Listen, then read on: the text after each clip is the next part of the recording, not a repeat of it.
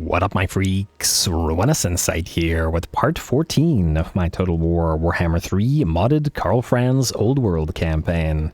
So as we saw last time, the fourth Vampire Wars have come to an end as Castle Drakenhof has fallen and Sylvania has returned to the Empire proper. No longer will it be, might as well be a different country from the rest of the Empire, but one with everybody else. Well, to the degree that we have the provinces all secured, as in we still have to get all the grand provinces unified, but we're working on it.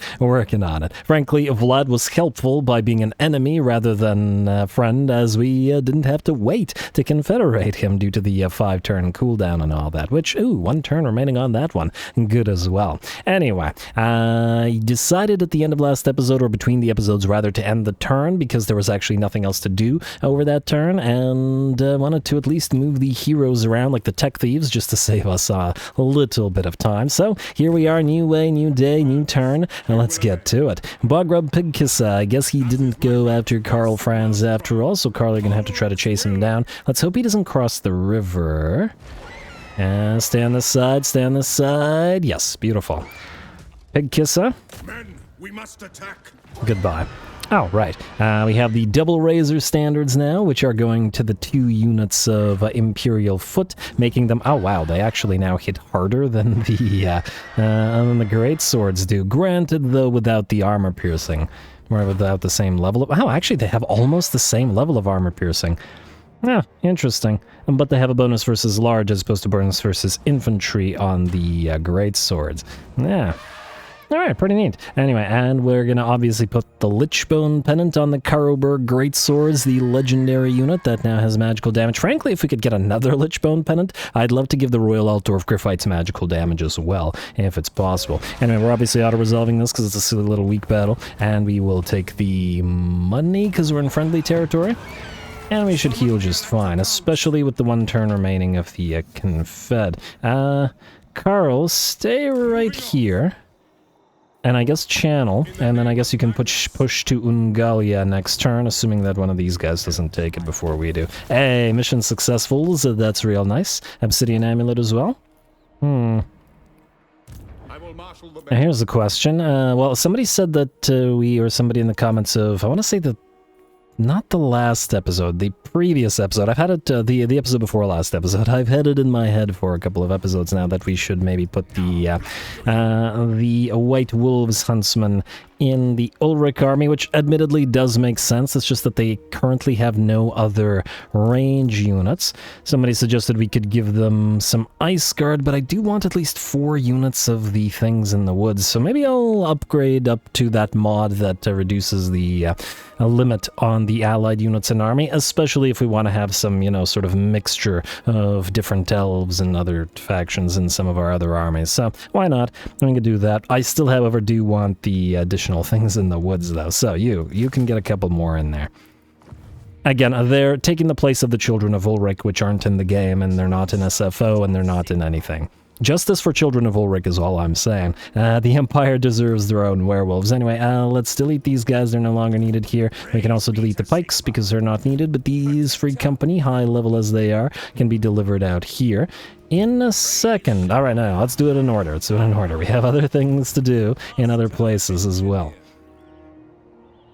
Yeah, go after Nashrak the Ruffy. Oh, oh wow, look at that. Black Orcs in the Rebellion. Let's see how much damage we take doing this. Unbelievable. Okay. It's just an insane amount of damage. Oh, well, what can you do?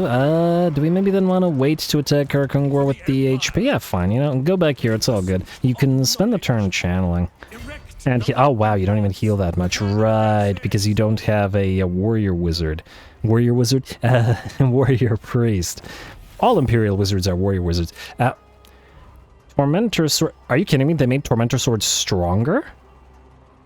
Are you telling me that it's stronger than it was before? It was... Well, I guess they made it a green item rather than a common item, but it was already a very powerful one. And another burger. All of these will be coming in very handy. And Gustav Hall, you and your pistoliers need to be elsewhere. We will certainly put these guys to good use since they are high-ranked. And I'm willing to bet that you are also not in order. Man, I can't believe we took so much damage from that little army. Stupid. Yeah, frickin'. Okay. You don't have retinue physician, do you? I don't think that you do, but just to double check. Well, you just have plain old retinue, but no, you have retinue disciple, which doesn't help us really. Yeah, well, actually, take the speed, but otherwise doesn't really help us. Enemy aura leadership reduction. This is anti-undead, which is fine, but I do like the enemy missile resistance. Oh, it's only for characters, though. But nonetheless, I'm better than nothing. Pop it on there. It still buffs the army rather than just the one unit. Oh, this is a 10% reload reduction, won't change too bad. Yeah, alright. Start going through all that. Might as well level these guys up while we're here since we're looking at it. Ooh, triangulation. Yes, that's gonna be a big help. And on top of that, we are the elite. So that's just a 15%, 17% increase in missile damage that we just got for every single unit in the army. And that's beautiful. I guess we just made Dilf's army even stronger. And the Outer Resolve will still hate it, but yeah. Anyway, I was originally going to replace this Bright Wizard with a Light Wizard, but I'm kind of attached to him in the army now. I feel like that happens a lot, because similarly I was going to replace the Gold Wizard in Karl's army, and then just never did, but all good. Sometimes, you know, the sort of random elements like that aren't a bad thing either. And just roll with the punches and all that. Okay, Cascading Fire Cloak, we spam you constantly, so we're gonna get that. And then lastly, Mr. Dolph. You can have Gun Sight into Deadly Onslaught, and you got 3 more points. Let's get Scarred Vet, because you're always in the front and you're taking the most damage. Might as well pump you up with a Mark of Hish as well, just in case you get hit with like a big ol'... Well, probably not a Spirit... Well, actually, Spirit Leech possible from the Orcs, yeah. Or a Gaze of Mork. Or possibly Gork. Or possibly the Bad Moon. Again. Okay. Well, we know how to deal with you guys. Send aid to Hornow. Alrighty, and this is... Okay, it's just Skaven slaves. You can just auto-resolve this to waste of our time. Let's send Gavin instead to Cragmere. Okay, you're gonna run. Gavin, you're gonna proceed to Cragmere. Let's see if we can't get a good battle out of that while we kill off Bok the Lethal, who is in fact the Lord of Clan Ferric. And, ooh! Oh, wow, okay, we got a fight here. That's nice. It's a tier 4 settlement, and they have a full stack as well. Granted, mostly Skaven saves, but some weapons teams and some decent stuff. Plus a very solid garrison, lots of elites, yes. Alright, Gavin, we're gonna besiege this. And we're gonna have some fun. What spells do we want? Well, we should probably still get these, so let's move through, I guess, further study. And I'm gonna say, what's your mana like? Not quite full, but getting there. What's the likelihood that you miscast? Hopefully low? The leadership reduction on you is actually not so great, because you're on the Griffin. Well, you know what, let's start with... Oh, wow, minus 16 leadership between these? Actually, the Sorcerer Shielding will be quite helpful, because you're, again, a fighty wizard, so let's do Machinations of the College and improved scrying techniques.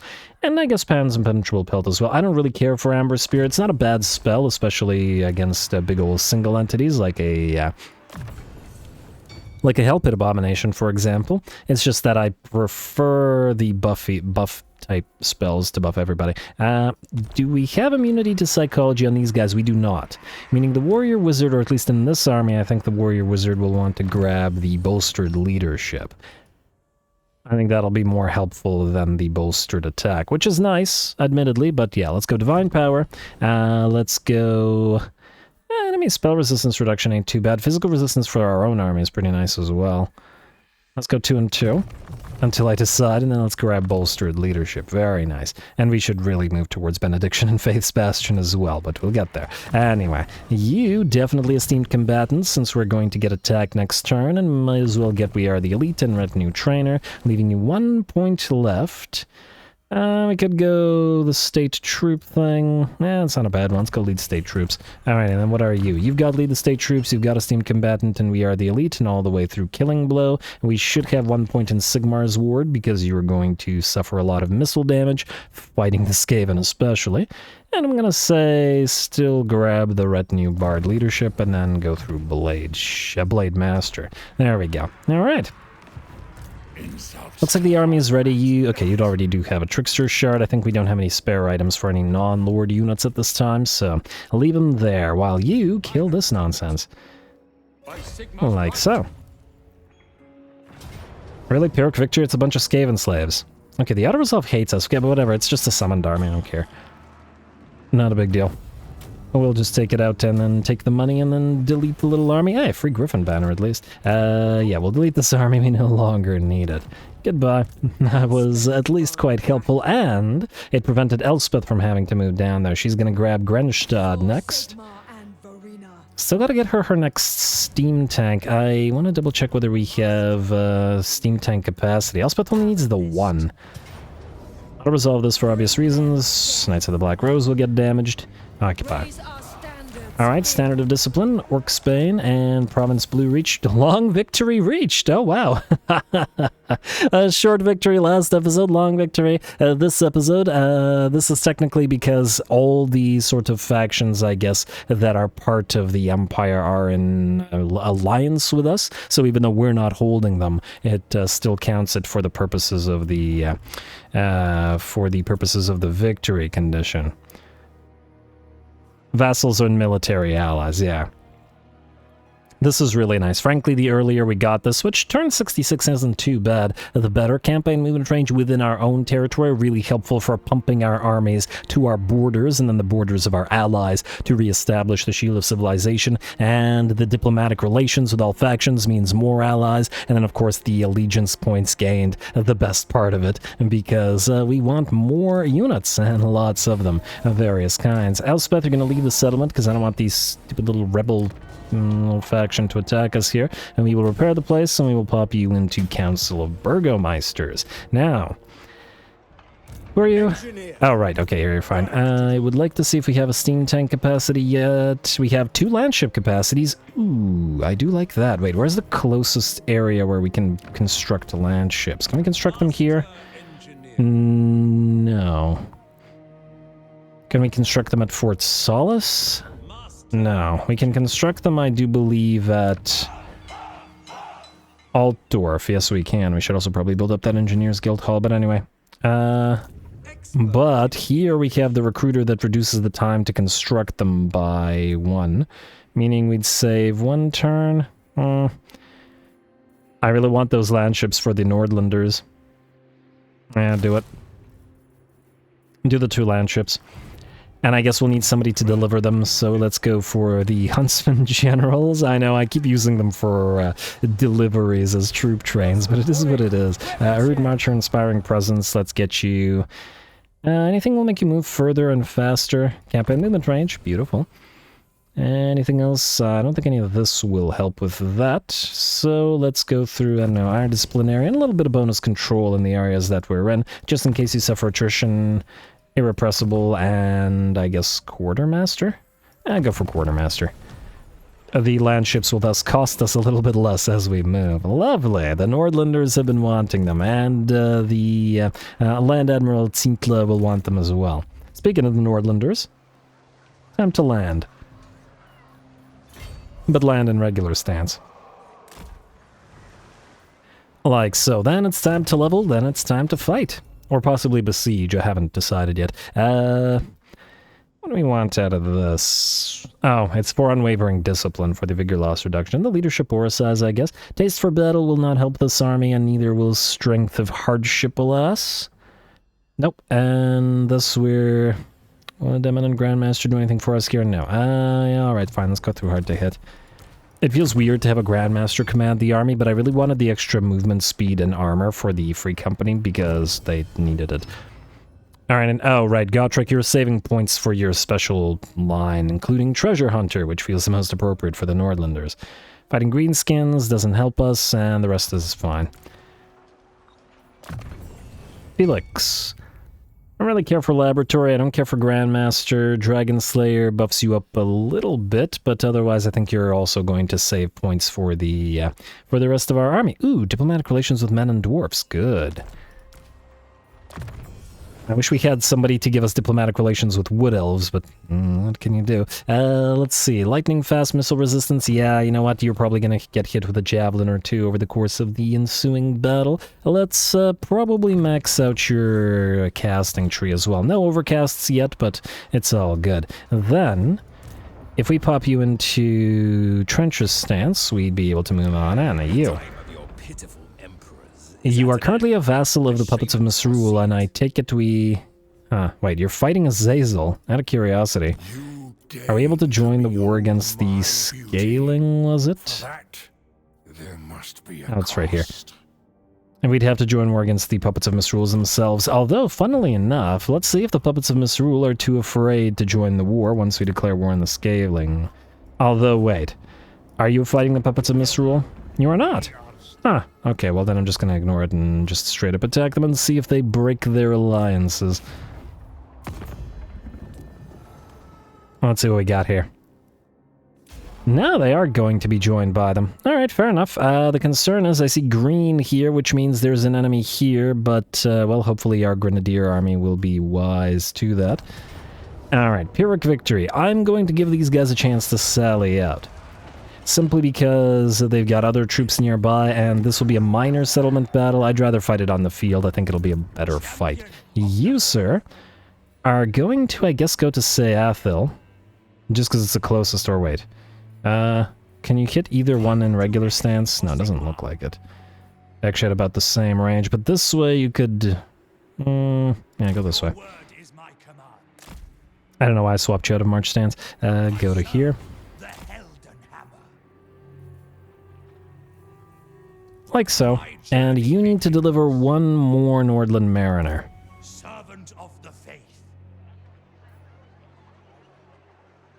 He's nearly there, guys. There we go. I don't think we have the... Huh? Oh, you can't move anymore? Okay, that's fine. Okay, 4 more turns until the Nordland Mariners are available. Alright, we'll get there. Alright. That's a battle set up. At least one. Governor Herzella, still not rank 15. Waldemar, you are headed to... I guess the Oak of Prophecy. We want to knock these guys out and possibly take the territory for ourselves before moving southward through Moussillon. And then you're going to... Well, you're going to be in reasonably good shape, HP-wise, I mean. Theodoric von Blutten. You know, he's level 28 now. I was originally going to, you know, make him just a random army, but you know what? Maybe we'll keep him as the Averland... as the Averland army.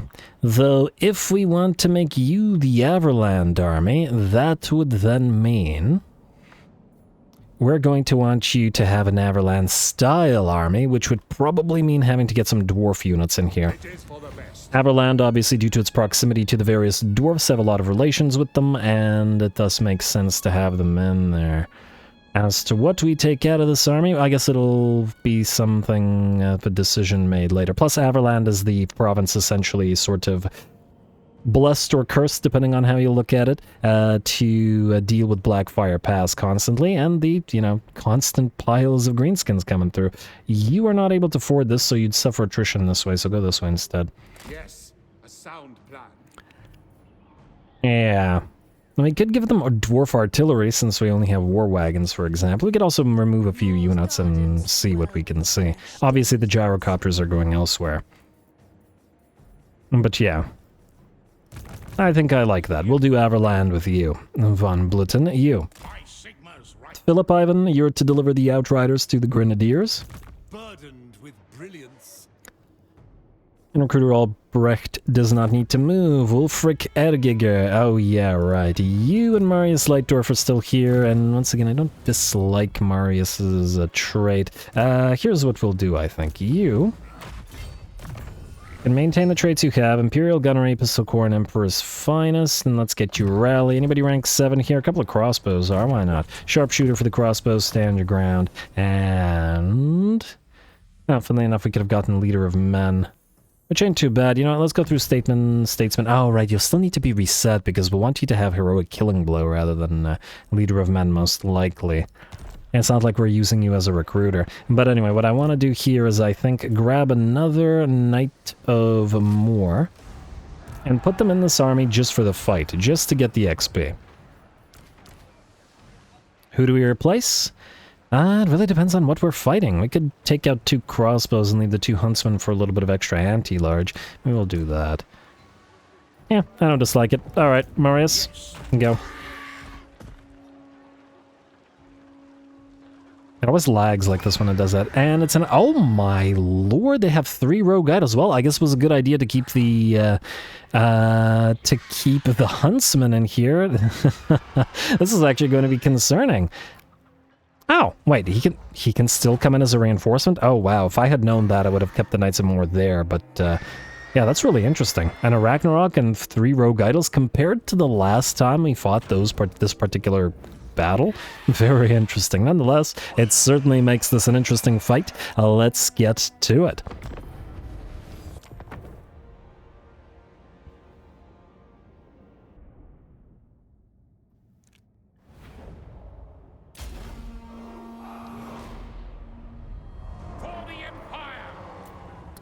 Alrighty, for the Empire indeed, and for more, the first charge of the Knights of More in this particular battle, for this particular campaign, who, and once again, and as always, look absolutely magnificent. You have got to love these guys. The armor, the red and green plumes and shielding on them, it's all just fantastic. They are going to smash into the enemy's rear column. They've got 3 artillery pieces in between the Knights of More and the Ogre Bulls. They're probably going to have a pretty bad time of it. Our range units are deployed behind our line of halberds, and all of them are going to start by focusing down the Ragnarok Spider, which has only 10% missile resistance, as opposed to the 25% of the Rogue Idols, so it's faster to bring one of these guys down. Also, it has less HP than the Rogue Idols as well. The 2 War Wagons will be working on the Rogue Idols at the rear of the column, together with the Pistoliers, who are protecting or helping fire upon whatever single entities they can reach, and that's about it. It looks like the enemy activates that Nemesis Crown ability, and here come those Rogue Idols.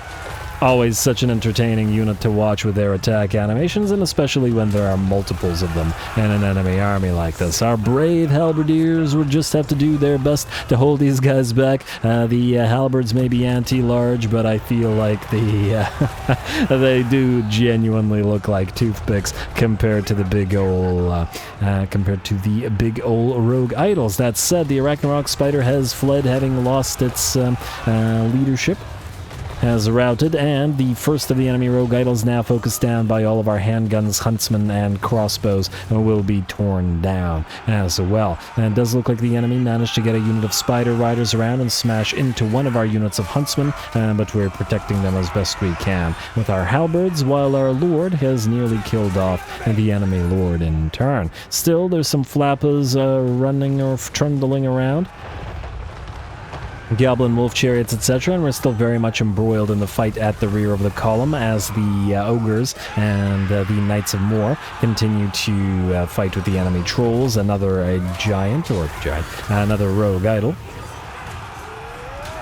and a bunch of other stuff. I'm just going to have to move in to help until we bring the rest of the big boys down, and until we stop those darn flappers, which have actually moved through 3 separate units of halberdiers to crash into the back line of our range units. Darn flappers, or just darn those pump wagons, and generally speaking.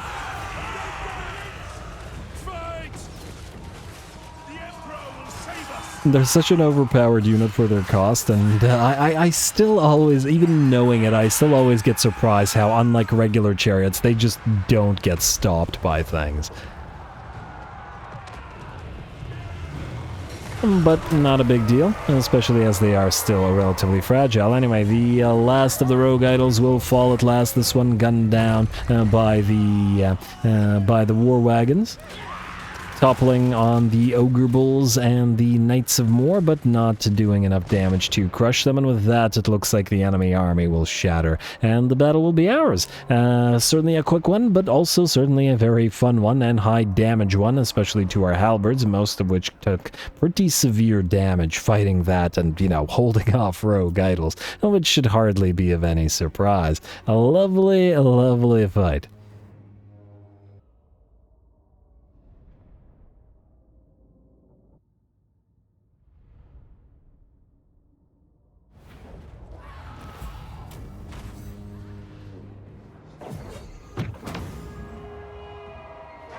All right, there we go. That was pretty awesome. You gotta admit, I really like that the army brought by the Nemesis Crown quest was a lot better than it was the first time.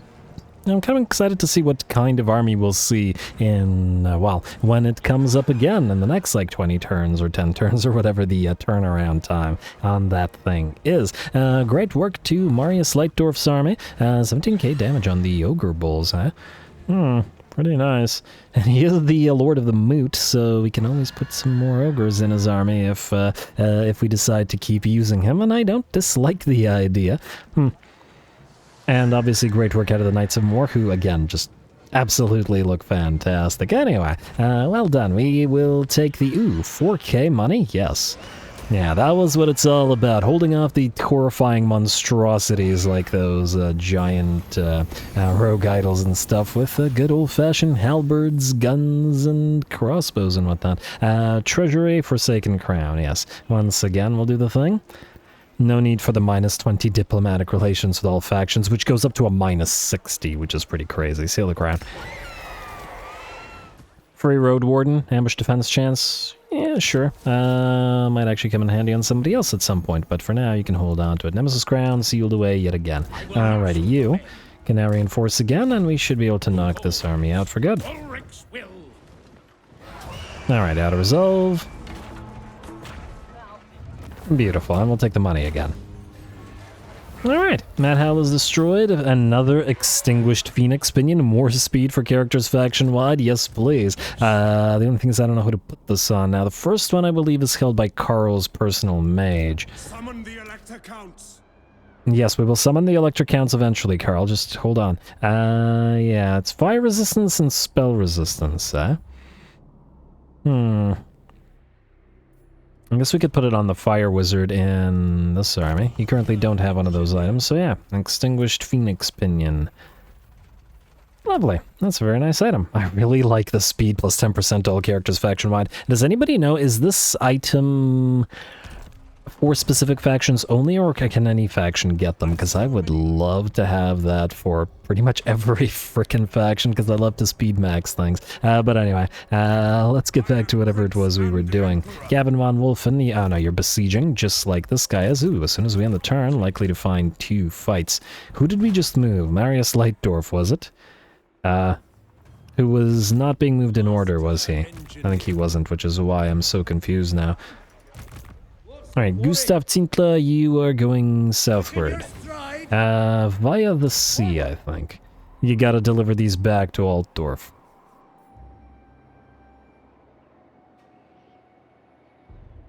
Yes, alright. I was just wondering whether he'd be able to embark or not, and he was, which makes me happy. You two. Alright, so Leitdorf, you can go back here.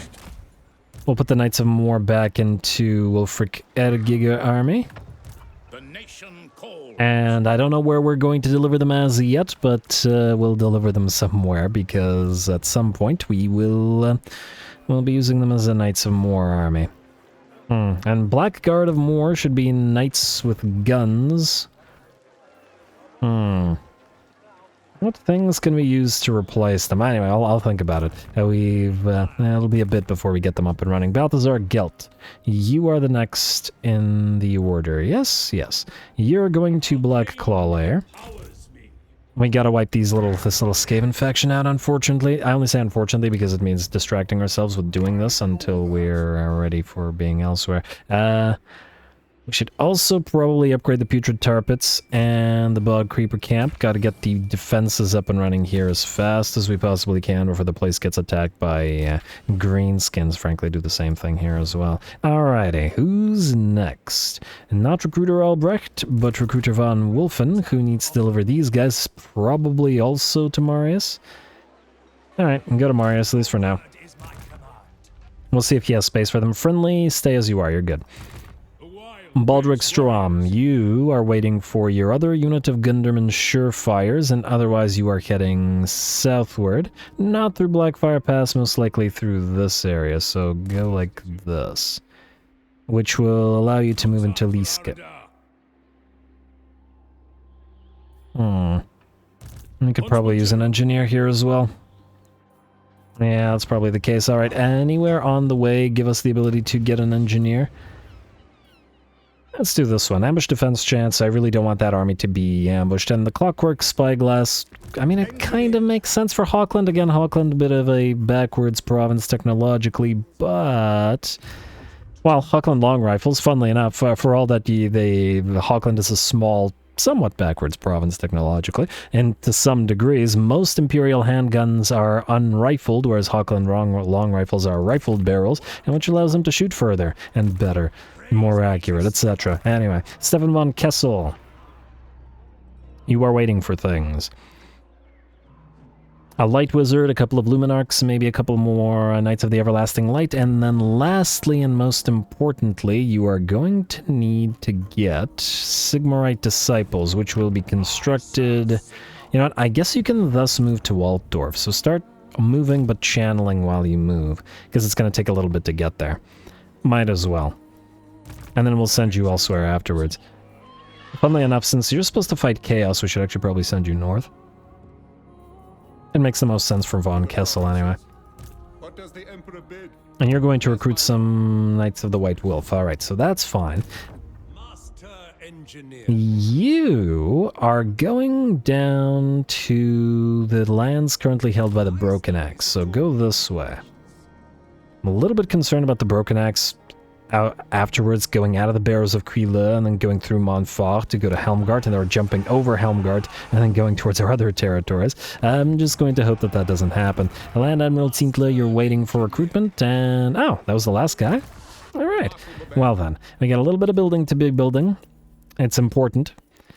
Because a lot of our currently newly held territories are very much either undeveloped or underdeveloped. We've got to stop recruiting constantly. It's kind of hard. Slanashi giggle. But generally speaking, just want to get more variety and stuff. Oh, maybe I should have summoned aid here. I forgot about this. Huh. We could summon a little army here and recruit stuff. Maybe this guy would run away. But also, I don't care about it that much, so we're just gonna hold off. Let's keep building anywhere where we can make money. This place will start collecting income shortly, I imagine. Let's also upgrade Cephas. And... minus 11. Okay, not worth only 1,000 gold per turn. I mean, 1,000 gold is great, but let's not... Okay, this place does need development. So, like... nope.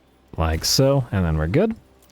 Like I said, a lot of undeveloped or underdeveloped provinces. We've taken much more territory than we've been able to build up, but at the same time, it's a buffer for our interior provinces, and, you know, the Confederation mechanic of the Empire makes it sort of happen. It is what it is. Anyway, skip, unassigned skill points, siege equipment available here. Oh, I really doubt that they won't sally out, but who knows, they might. They might not, so let's build it up. Alright. We got 2 battles to fight, I'd wager, assuming that we've got no machinations. We're saving open the gates for 2 more turns, or 1 more turn, I can't recall. I want to just double check. We want it for Castle Drakenhof, so we want this... yeah, 2 turns. Although, the cooldown on this is only 3, so realistically we could put it anywhere, but eh. I'm not... I don't want to double check right now. And you know what I also want to do? Do decorruption. Inquisition right here. There we go, just to help the Sterlanders out, otherwise it's going to be rebellions and just general annoyance.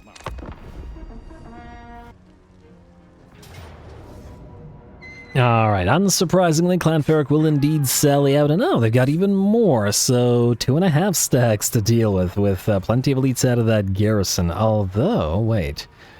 Are you telling me this army attacked us, meaning these guys will all come in as reinforcements? Oh, you just kind of screwed your friends. That's so scathing. Alrighty, well, let's jump in. Oh, wait, engagement threshold, I presume reach. I'm actually recording this one a little bit earlier, so we're not quite there yet, but we're trending towards it, so it's good. 400 likes, 60 comments, and the next episode will be an hour-ish, hour-long, hour-adjacent as well. Go.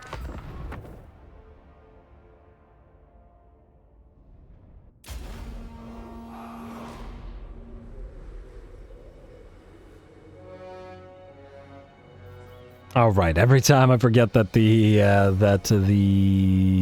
Grandmasters are silent in fights. Anyway, here we go. We got a really big pile of Skaven against us with a very elite tier 4 or 5 garrison from Clan Ferric to deal with. About 7,000 rats, and that means we will have to approach this battle rather carefully. We're going to start with our Huntsman Vanguard deployed. That is the main thing, other than the anti-large, that they have over the crossbows. And they got 52 movement speed as well, so they're pretty darn quick on their feet.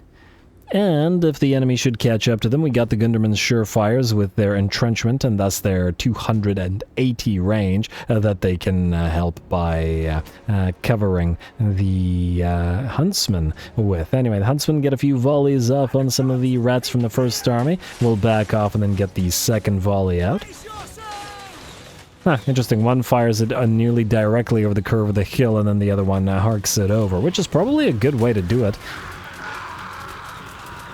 Probably a lot more effective if you've got two units firing in different arcs like this, as the enemy would have to thus deal with arrows coming at them from multiple angles rather than from one. Anyway, a few arrows into the enemy Skaven Slave Spears sees them drop down to about 50% of their HP, but it's the assassin that we're much more concerned about, and we're going to have to back off until we're in the relative safety of the Gunderman's Surefire's attack range. Like so. And there we go, the Surefires will begin firing away, as they do, and take about 25% of the HP off of the first enemy assassin to move towards us. He made a tremendous mistake in actually leading the charge, rather than allowing the... Oh, that poor Huntsman lost his head to it.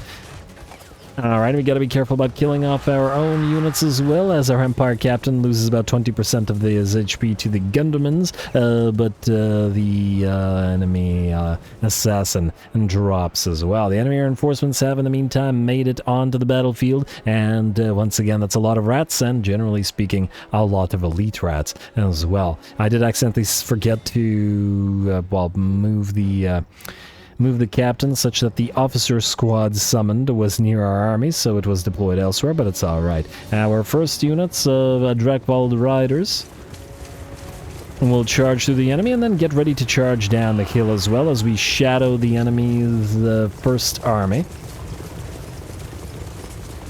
See those piles of rats milling around down there, and get ready to punish them for not being together with the rest of the major sort of portion of the enemy army. There we go. Nice charge from the DRAKWALD riders. And I'm going to follow that up with a second one. As it looks like the rats attempt to flee, but we'll still take the charge over up above on the hill. Now we've got the enemy units of Plague Monks moving on, and we're going to slow them down with a nice Curse of Anric here. This non-overcast variant only affects one unit, and just enough to allow our Gundermans to keep working on them. Of course, the Plague Monks have immunity to contact effects, which is why we needed to use the Curse of Anric here to slow them, as the Gunderman's application of Stagger Shot would thus not be applicable, as in would not be staggering and slowing them like it normally would. It looks like the Knights down in the valley below have managed to rout about 2 of the enemy units, but I'm sure we'll follow that up with a few more as we get some nice air on the rats, and with a couple more nice charges. Charging through several units this time. Beautiful work from the DRAKWALD riders. Alright, that said, there are more and more reinforcements moving this way. I was hoping that we could trap the assassin by attacking it with the Grandmaster and the 2 Empire Captains, but it looks like it's that unfortunate issue where we just bowl the assassin over, but it just gets knocked to the ground and takes 0 damage. Kind of a silly aspect of it, I feel.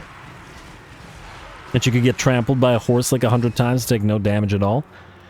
Feels like it shouldn't really be that way, but whatever. Anyway, looks like the enemy's main host is still moving towards us, but there are a few elements of it that we really would like to deal with quickly, like the enemy Poison Wind Mortars. So we're going to move our Griffin-riding Amber Wizard in and drop that Kettle's Call. and have them drop down on the extremely fragile weapons crews below as the Great Hawks tear them to shreds, losing their HP rapidly, all the while between the fact that they have effectively no HP and the fact that they're summoned units that begin disintegrating. We're also going to want to knock out the enemy Rattling guns as well, so we've summoned a Manticore. And between the Manticore and the Hawks moving to them, we should be able to get rid of, or at least severely damage or rout, those Rattling guns. Plus, I didn't really want to drop the Mage down, as I was a little bit worried about it getting attacked. Our DRAKWALD riders are still fighting down together with the captains and the Grand Master in their own sort of theater of battle, while our main army, with our infantry and our missile troops, I guess our melee and missile infantry, continue gunning down the rats as their main host approaches us. Going to be a little bit tougher to deal with the Plague Monks and the Storm Vermin and whatnot and then it was to deal with the first army, but the enemy army has been on the approach all the time by getting hit with Spirit Leeches, Flocks of Doom. 104,000 damage on the Amber Wizards so far, which ain't too bad at all. Although I do note that the damage dealt as gold value is very, very low compared to the amount of damage he has dealt. Plague Monks are out. But there's still more rats where that came from, which is basically every time you fight the Skaven. It looks like the first of the enemy, including some Plague Monk sensor bearers, have managed to reach our lines. And keep in mind that our DRAKWALD riders continue to annoy about a third of the enemy army down in the valley. Alright, and so the fight begins for the Halberdiers. We're going to have to be careful about them taking too much damage, so we'll buff them up with a Vissen's Wild Form upgraded and giving them an additional 42 armor, and buffing up their melee damage as well. And they're going to need the help to hold against the Sensor Bearers, which are a devastatingly high damaging unit, 50 melee attack, 74 weapon strength.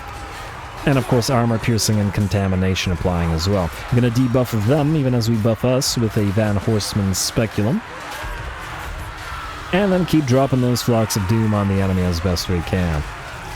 All the while, every enemy lord that gets close enough, or every enemy unit that starts running, is going to take arrows or Gunderman Surefire shots to the face. And it looks like Mr. Vermich, the Master Assassin,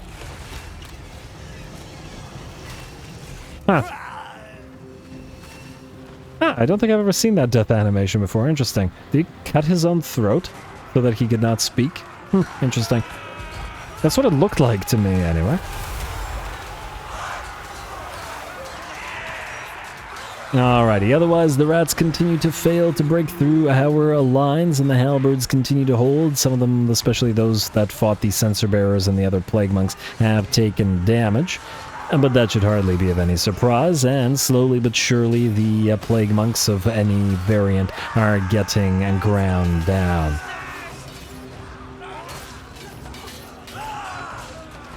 There we go. Last of the Sensor Bearers will fall, and our battle line is safe once again, though for how long remains to be seen as more enemy units are making their way onto the battlefield. Have spotted some Death Runners, which are giving chase to our DRAKWALD riders, and we're going to have to be careful with those. But in the meantime, another Kettle Skull, another Flock of Doom, another Manticore summoning, and a little bit more work from our Amber Wizard means continuing to menace those enemy missile troops, or specifically their weapons teams. Warp Fire Throwers have made their way onto the battlefield, and both of them will be knocked out rather quickly, and then we can move to the enemy artillery pieces and the Poison Wind Globadiers and the Death Globes as well. Also going to have to try to charge some DRAKWALD riders through. Fortunately, they're quite quick with that Strider on them, and their speed upgrades as well. Manticore's taking hits from the enemy Warp Lightning cannons, but that's exactly the way we want it, as it's a summoned unit and will be disappearing anyway, so keep on wasting those shots. And here come the DRAKWALD riders. I'm going to smash into and through the Plague Claw catapult unit. And there we go, riding through the ranks and then into the next catapult unit directly behind them, while we drop another Flock of Doom on all the artillery crews at once. Over on the hill, not the main army hill, but the hill where the DRAKWALD riders are, they have destroyed the enemy Death Runners by charging them from 3 different directions all at once, and then wheeling around and preparing to move into other enemy units that are still milling around out here. Couple of Skaven Slave Slingers should pose no threat whatsoever to the riders, as they get ready to ride them down and send hopefully a decent amount of them flying as well. And beautiful work. The bounce power is at about 80% in our, well, maybe 75% in our favor, though I'd wager it won't remain that low for too much longer. The enemy has completely failed to breach our lines, and by virtue of being, well, having their army divided, did not have enough of a critical mass to really threaten us. Our range units have been firing away this entire time. The enemy's elite missile infantry having been separated by the fact that the melee troops moved towards us and got absolutely obliterated by our fast movers and flyers.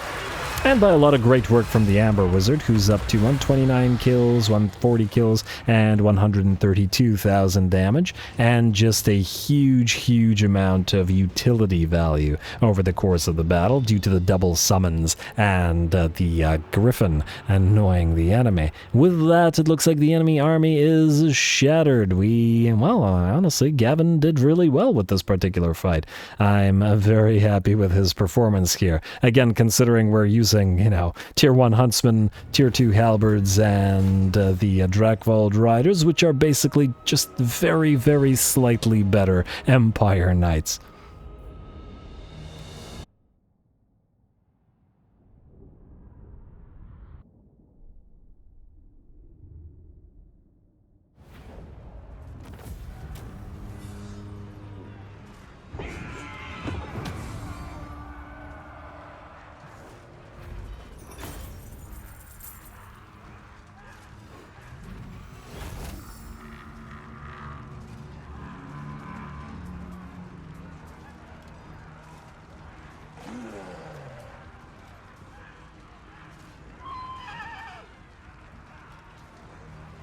Alrighty, there we go. Another fantastic fight. I really enjoyed that one. That was a great example of a sort of divide and conquer style victory, as we were able to peel off a good third of the enemy army with our Knights of the DRAKWALD, the DRAKWALD riders, Spera and the rest, all of which, wow, these guys got 609 kills. Very nice. Gunderman's Surefires, 724 and 637. Absolutely monstrous amount of kills and damage as well, and that was while sniping enemy lords and such. I'm almost surprised that they got that many kills. Wow, well done.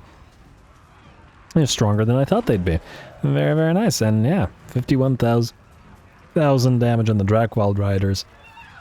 Now the enemy army does, well, still have enough troops. Hopefully it doesn't break the siege. It doesn't do that screwy thing. You know, just in case we'll heal up, because if it does the screwy thing, we're going to have to fight that again. Hey, and these guys will sally out as well. This one less surprisingly, considering we've got a, what, 2/3 of a stack here. But I'd wager that we have a fairly decent advantage here. Let's see whether that remains the case. Go.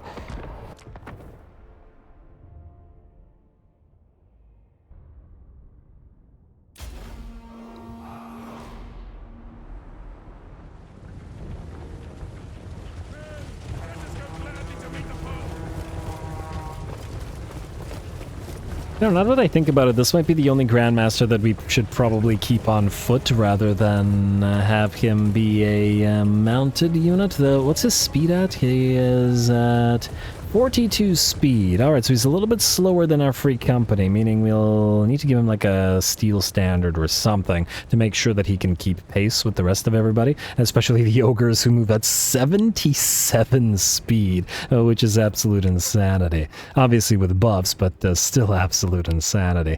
Anyway, we're going to wait a little bit until the enemy army makes their way onto the battlefield. We don't want to move directly towards them and fight them here because, you know, they'll just rout and then run off the screen. And we'll have to deal with them again. Ulrika, however, is free to annoy whatever enemies she can get at, and the Marauder Horseman with throwing axes will be her first target. She's going to dodge their axe throwing, sending the occasional arrow back their way while popping off those Melkoths, mystifying miasmas. I do notice that this entire Norscan faction seems to have barrier on them. Huh, I wonder why.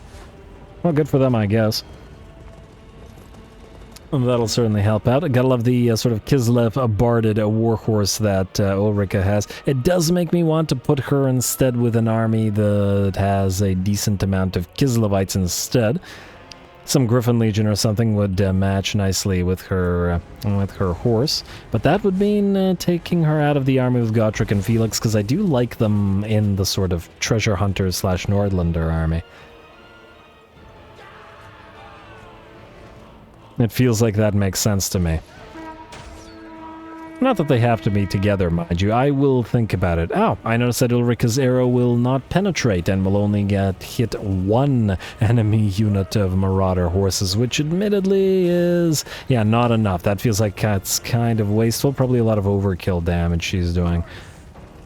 Gotta remember to use her to hit only lords with that. I had assumed that it might hit multiple units at once, but since it doesn't. Not that it's a big deal, mind you. It's her Melkoth spam and her other spells that are the one things that are liable to do the damage here. And help annoy the enemy, which has gotten onto the field and is now starting to move towards us. So, and just a little bit more work, and the rest of our army will soon join the fray. I also noticed that the Marauder horses stopped chasing Ulrika close to where the range would be for the, well, our range units. I guess they don't want to immediately get gunned down, which, you know, fair enough. They just like us.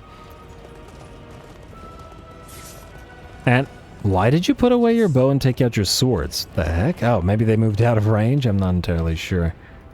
Yeah, they probably moved out of range slightly.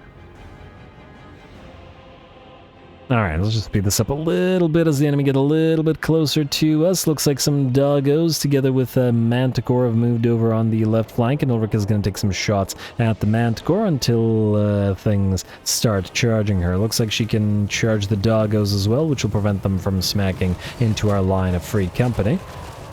And it's time to start moving to meet the enemy in combat. We're actually going to countercharge the dogs with the ogres, because the ogres will tear through them like nobody's business. And here comes Big Boy. The Mammoth arrives, but rapidly loses about 40% of its HP to gunfire as the Grandmaster, as well as Gotrek, Felix, and the first unit of ogres close the distance. And the way this army is currently formed up, at least until we get our land ships, which might engender some changes to the formation, is that the Nordland Mariners are out front, providing melee fighting support together with the Man-Eaters, while our regular Free Company militia make up the second line and are more or less providing range fire support, firing into the flanks and rear of any enemy that they can find, and then where needed, essentially charging the enemy's range units. Over on the left flank is probably where the toughest portion of the battle will be, especially as the Mammoth is fleeing now, but the Manticore has been joined by 2 units of Chaos Warriors. And our Grand Cauldron regulars are just going to have to deal with them. Fortunately, once again, because we have that curse of cannibalism giving them regeneration, it makes them a lot tougher than they'd otherwise be. Some nice nearly point-blank volleys into the flanks of the Marauder horses sees them suffer quite a bit of damage. And Gotrek and Felix are working together to kill off the enemy Mirk and the Feral Manticore now, as needed. Although Felix seems to be in Gotrek's way here.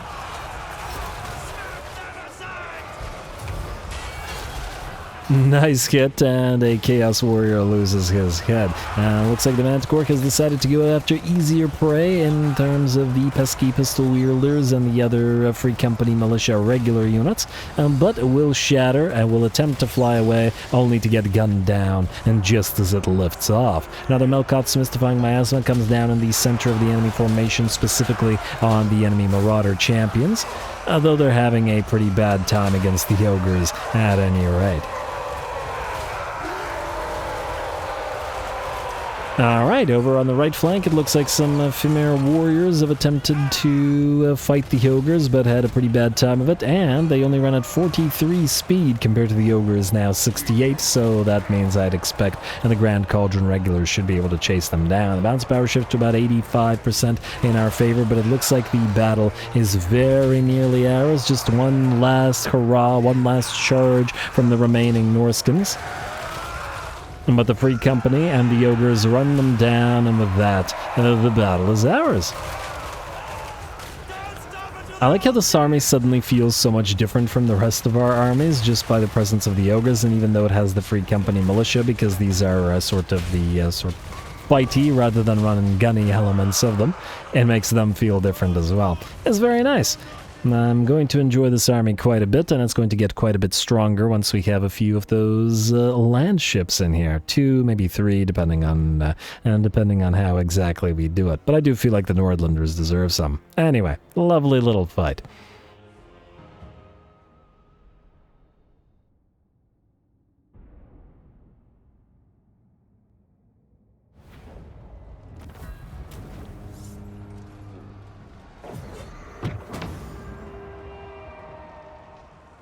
Alright, there we go. Another very nice little fight. That curse of cannibalism is making this army quite obnoxiously strong as the man-eaters just refuse to go down. Well, the curse of cannibalism will dissipate eventually, and then we'll have to fight on our own merits. So hopefully by then we'll have higher ranks and levels and all that, and yeah. Anyway, we're going to heal up because we're out of position and in dangerous waters, so we'll praise Sigmar, as one does, though perhaps we should be praising Manan here, but anyway.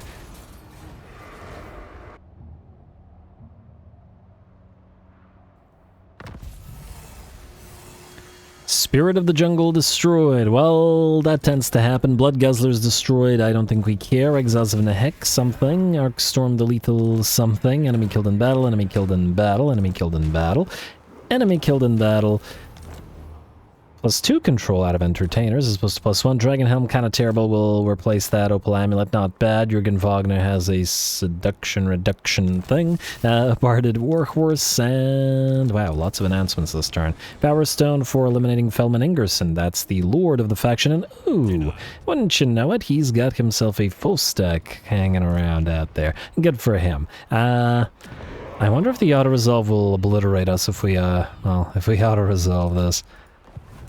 And I also wonder if he'll besiege us. I guess we're going to find out. Wait, let's level you up just in case. Now, we have Sharpshooter, and we don't need Taste for Battle or Strength of Hardship, do we?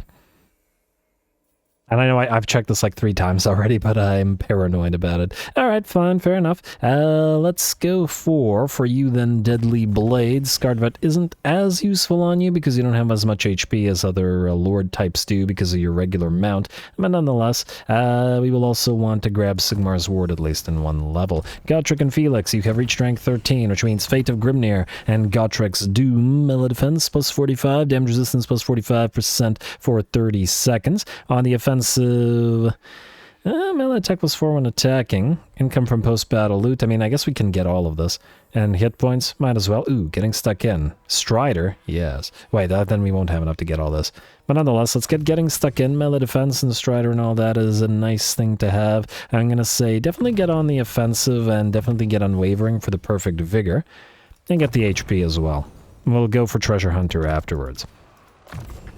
Felix, you can grab Helping Hand to get a massive buff on any hero, including Gotrek, and then I guess 1 point in Glorified Sentry. I do think we should get Sweet Talker for the diplomatic relations with men and dwarfs +50. It's just too good to pass up. For Kirsten, well, let's get 1 point in Lethal Romancer because it gives you charmed attacks, but otherwise we'll get to the bitter end. Heal passive. Unit is a lord or hero, max entities 4. I had assumed it would be 1, well, 2 if you count Felix himself, but it'll affect every single entity hero we have here. Though I'm still wondering whether we should put like a warrior priest or an engineer in here, but they don't have to be in melee. The engineers, I mean. Anyway, weapon strength. Yeah, I mean, I guess. The character aura leadership is kind of meh. Although for a single point, I'd wager that Dragon Slayer might be the better. Yeah, that'll do more. Dragon Slayer it is. And then Ulrika. I mean, we do want to go through her fighty tree, but we also want to get Pit of Shades as fast as possible, and as fast as possible is now. Pit of Shades it is. Jürgen Wagner, auto-resolve, and 20 still died somehow. Oh, wow, Crown of Command now gives a massive leadership aura. Huh. Well, I might actually keep that. Go figure. I'm tempted to sack the place and then occupy it. It's not like we're keeping it. It's not like we care about the territory. Might as well get some cash. And you know what? Nordlanders sacking Norskins right back feels appropriate, doesn't it? Oh! I should have sacked it and just gone for Felman Ingerson. I'm dumb. Damn. I didn't realize. My bad. Well, oh well. Hopefully he just attacks us next turn. Hopefully he doesn't besiege us.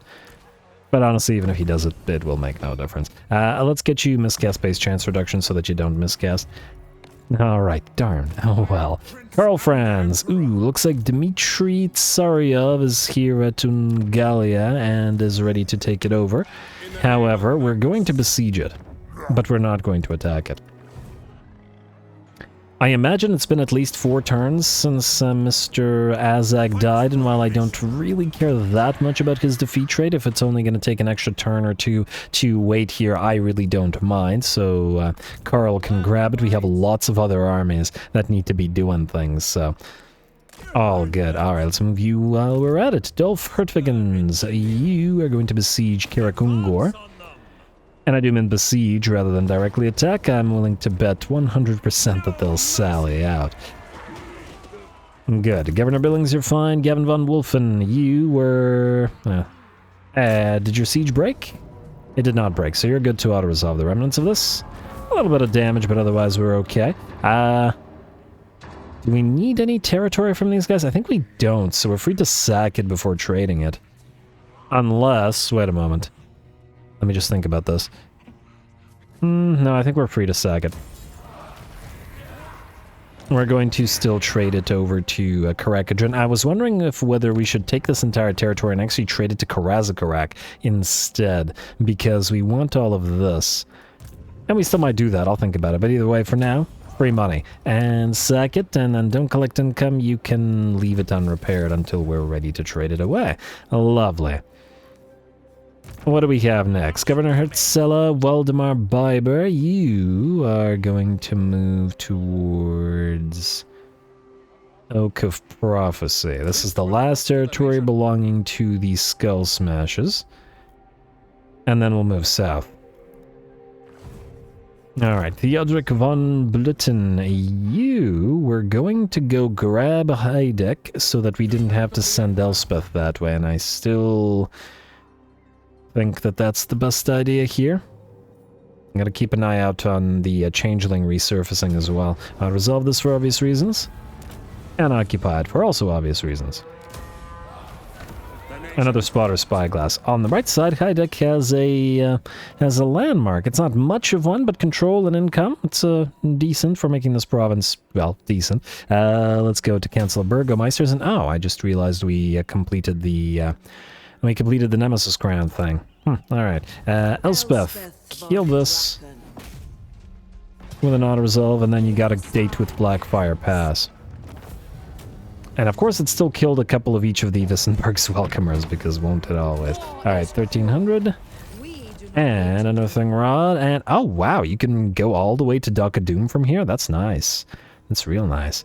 Alright, free scribe. We gotta put that on somebody because it gives us a bonus. Let's see if there's any army trying to defend Dock of Doom, but there is not, and it's a tier 1, so it's a free take. But well, I ain't complaining. Such demands are unattainable.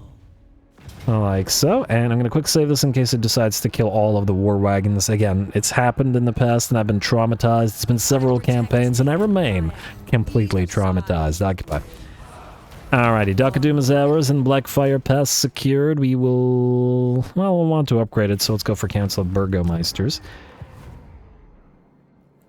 And we'll probably want to grab these territories before Karazakarak does, because that'll be part of the old switcheroo that one likes to do. I can still build the Weaving House, because it's still pretty darn cheap. Alrighty. Who's after you? We've got Emil von Corden. You've got a fairly long way to travel all the way to Altdorf to pick up your wizard and... is there something other than the wizard that you wanted to pick up? I don't remember. But nonetheless, we got 2 turns and... yeah, go this way. I still haven't figured out exactly where you'll go, but most likely you'll travel southward as well. Again, we got some massive Orky empires to work our way through, so... Alright, Philip Ivan the Crazy. I would like you to trade to recruit Albrecht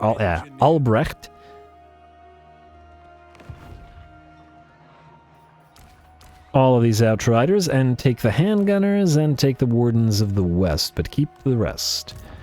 As the Empire 16 out of 20, eh? Well, Wissenberg's Welcomers, maybe a couple more Bordermen.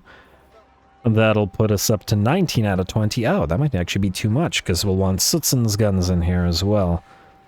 And probably another engineer, and probably a mage, too. Well, think about it. Also, we need to keep an eye on Master Engineers with, not Optical Specialist, but the Precision one. What do you have? Demolition Expert and Ammunition Apparatus. for the Empire. Don't really care about those. You? I guess you're fine as you are. Man, is there really any reason to use regular mortars over the mortar war wagons? Let me just double check here. So, missile strength 303, range 400 versus missile strength 303, range 350. Okay, so it's a slight decrease in range. But we'll keep the regular mortars just because I want the variety sort of thing. And I guess we should probably go ahead and confederate the Ostlanders. I do want to see... Minus 40 and yeah, these guys are still unwilling. Really, Hunts Marshal? Come on, man. How are you doing out here, by the way? Okay, you've got 2 armies and they're just sitting there. Oh, wow. Looks like our Cathian friends have nearly done. Well, sucks to be them. Order of the Winter Sun wants to trade. I'd really rather trade with Admir because they're another Wood Elf faction that we can maybe be friends with. I just want to be friends with all the, like, 10 Wood Elf factions in here. Mahrok and Sylvania, we don't really care about. Defensive alliances with Order of the Winter Sun, that would be Vision. Ooh, Carcass Sun, I do want this. That's also Vision. Let's see what's going on out here. It's a big old pile of territory that it'll enable us to see. Plus, all of the Wood Elves are effectively allied with you, so you know what? Go straight into military alliance. I don't see you declaring war on anybody that we're particularly friendly with, you know? Go for it. They must have lost their main stack, which explains why they now want to be friends after so long holding out.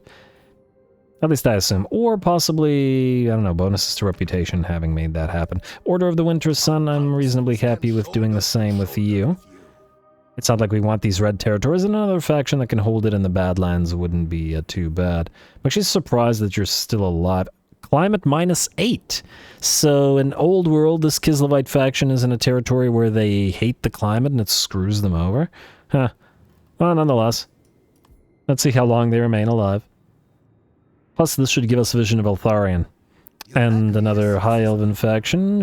Well, I'm not going to military line with you, but another High Elven faction will not want to trade, surprisingly. Go figure. Eltharion. Ooh, hello.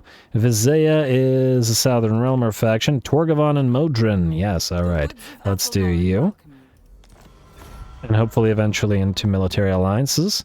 And some solid, Speak briefly, if you wish.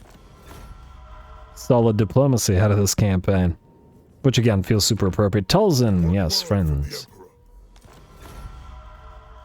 Every single Wood Elf faction that we're friends with will make it easier to befriend all the other Wood Elf factions. Like so. And hopefully counteract the fact that we're friends with Karak Norn, because they're all not particularly happy about that sort of thing. Ooh, you're very close to trading, going to want 5,000 gold for it. However, it'll probably give us about 1,000 gold per turn, meaning it'll pay for itself in 5 turns. So even with even at that cost, it's probably worth it. Yes. Okay, only 700, but it'll still pay for itself relatively soon. Meh. Anyway, Zaya will ignore for now, because I don't know what's going on down there, and I don't want to... Still kind of tempted to just be straight up friends with the Guardians of the Valley. Even though we can use desert terrain, so this is all territory we could potentially take. The question is, do we really need more territory at this time? I'm not entirely sure. These guys don't hate each other. And you're fighting with Mahrok, okay? So basically we have to choose the Guardians of the Valley and Mahrok. I'm gonna hold off on it. More likely than not, they'll always like us because of the fact that we're a pretty big empire, and the Tomb Kings like that sort of thing. Alright, well, that looks like that's it for the diplomacy, at least for now. Let's get back to doing stuff in order. Karl, you sit there. Who is next after you? Kind of interrupted myself with all that. Ah, yes, Leopold von Bildhofen. You're going to trade all of this stuff to Mr. Boris.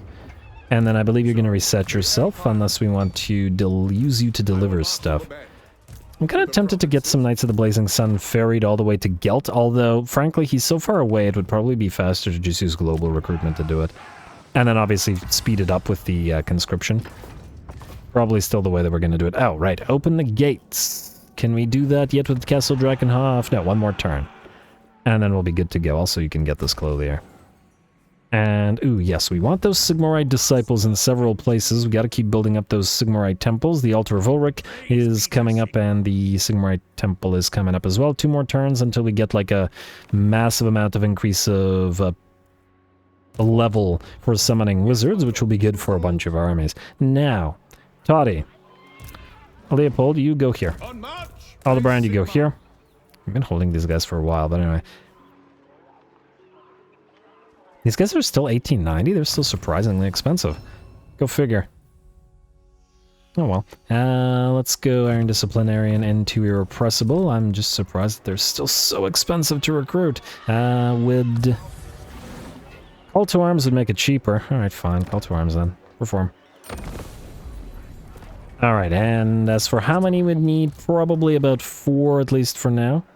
1, 2, 3, 4. I don't want to overdo it because we have other things that want to be in the Ulrich army. And then you know what? You can deliver these guys elsewhere while this guy's busy. Alright, go down here. I hate to have you just sit there. Oh, we can also pop you into the troop train, which is ready to deliver stuff to other armies as needed. Depending on if we have enough... Wait, maybe we could put 2 huntsmen in this army until we're ready for Ice Guard, because it's probably going to be a while until we have sufficient allegiance with any of these guys. Actually, I'm not even sure anybody can build Ice Guard at this time. At least not these two, at least not in their current places, and we have a building directly in Kislev itself for the Ice Guard, so not quite there yet. Alright, well, we'll wait. Well, troop train, you know what, you can also wait. Let's get back to finding the next person. Wulfric Ergiger and Marius Leitdorf. Alrighty, well, Leitdorf, you have the massive corruption reduction, but I think we've killed off all of the corruption here. I did say that... Okay, are you still hanging around here? Declare war... wait. Declare... It's been 10 turns? You're telling me it's been 10 turns? Is that what you're saying right now, game? Are you sure it's been 10 turns? I'm kind of suspicious, because it doesn't feel like it's been 10 turns. Also, I don't like the fact that you're going here, but I don't think you're going to take Castle Drakenhof. Oh, there's another one here. Good Lord. Oh, wait, no. It hasn't been 10 turns. It's, I'm pretty sure it's doing that thing. It, like, hides the fact that it's been 10 turns by virtue of the fact that we did the trespass warning. I've been burned by that before, and so I think we'll want to not do anything.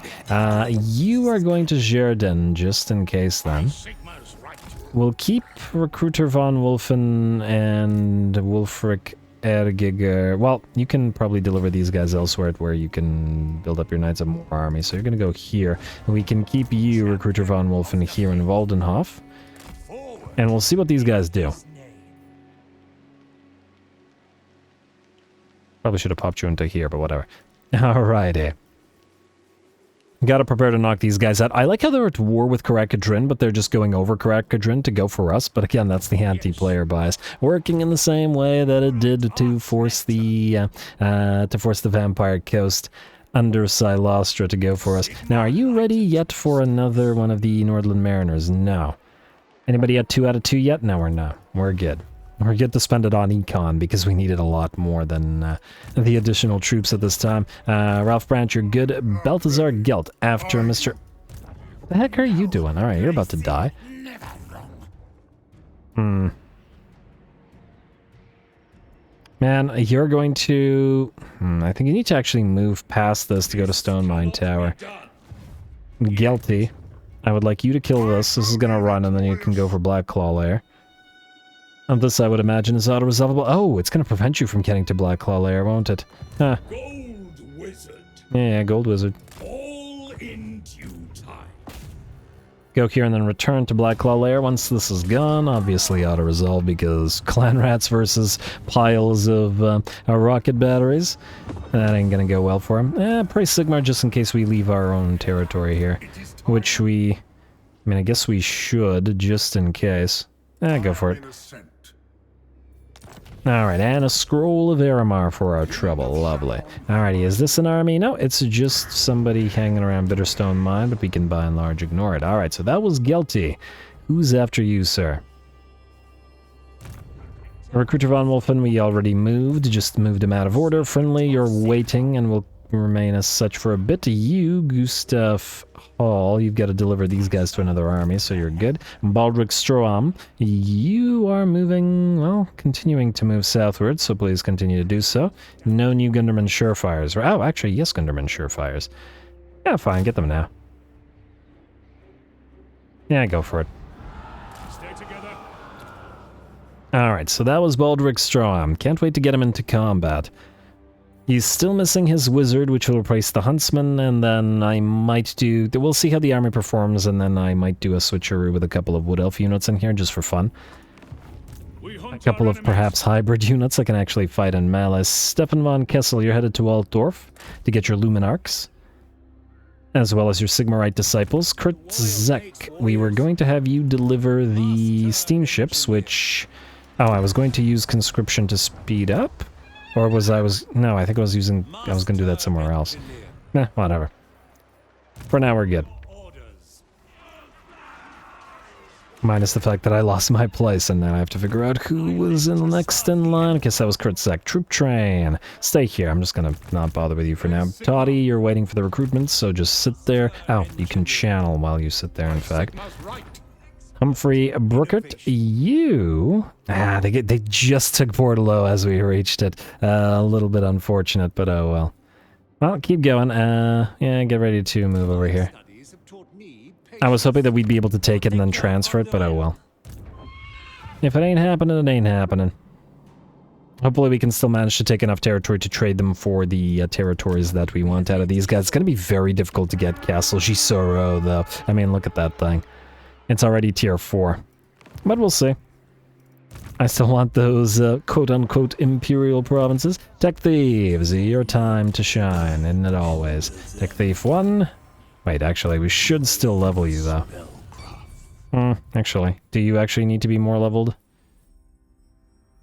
Battle healing cap -10 in armies in local region. Something.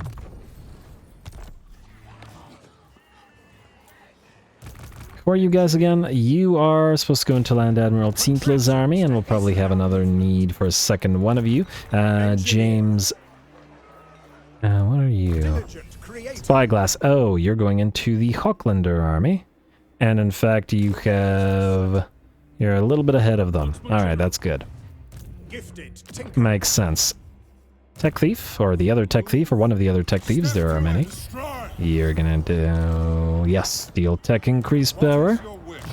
I know I said it like that, and then increase success chance. We're already at 100% on these guys, but if we get a new Tech Thief up and running, it doesn't mean that they will be at 100%. And we got a lot of tech still to go through. With some pretty cool stuff. Tech Thief, you are also going to be leveled. You are good minus Power Sap, so go for Power Sap. Alrighty, and I think that is that. We reached the end of this. I feel like I skipped over somebody, and then I said, I'll come back to this later, as I have a tendency to do, and then I promptly didn't. But as to where that was, I don't know. So let's do building, and then let's end the turn. Start from the bottom again. The undeveloped provinces. Helmgart, now we're ignoring you for now. Pale Sisters, Grung here to be traded, so we don't care. Oh, the trading. There is still that to consider. Weiler for Fort Jakova. Would you be willing to do this? Or Yakova? Weiler? -17. You'd be willing to do it for 7,000. Oh, you gotta be kidding me. 7,000 gold? Why are you such a piece of garbage? What about Lubra? Oh, right. This thing. Confederate Ostland. That's the thing that I forgot that was important. Yeah. Oh, we gotta get the Stubborn Bulls up and running, but mostly just for contiguity with the rest of this stuff. There was other... Yeah. Yeah, we'll do Ostland next.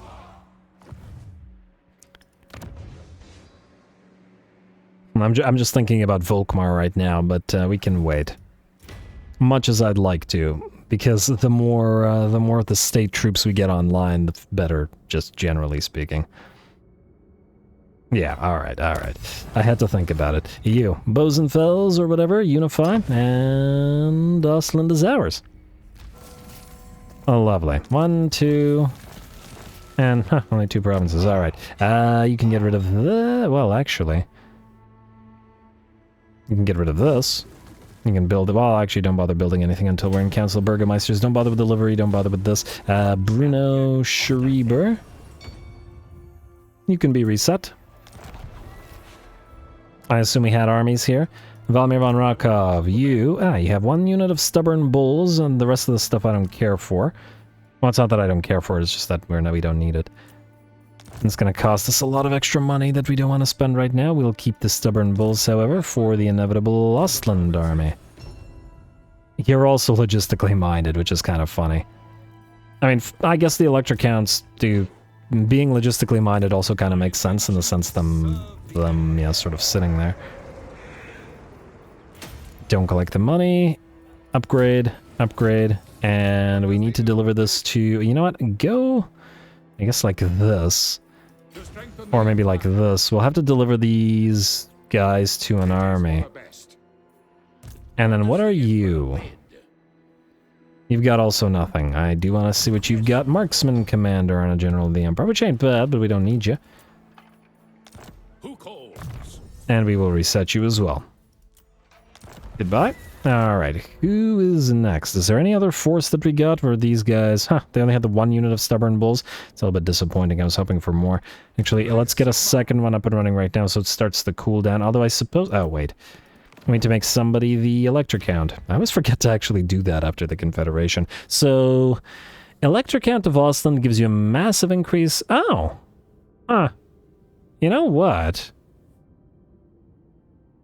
This counts Norska.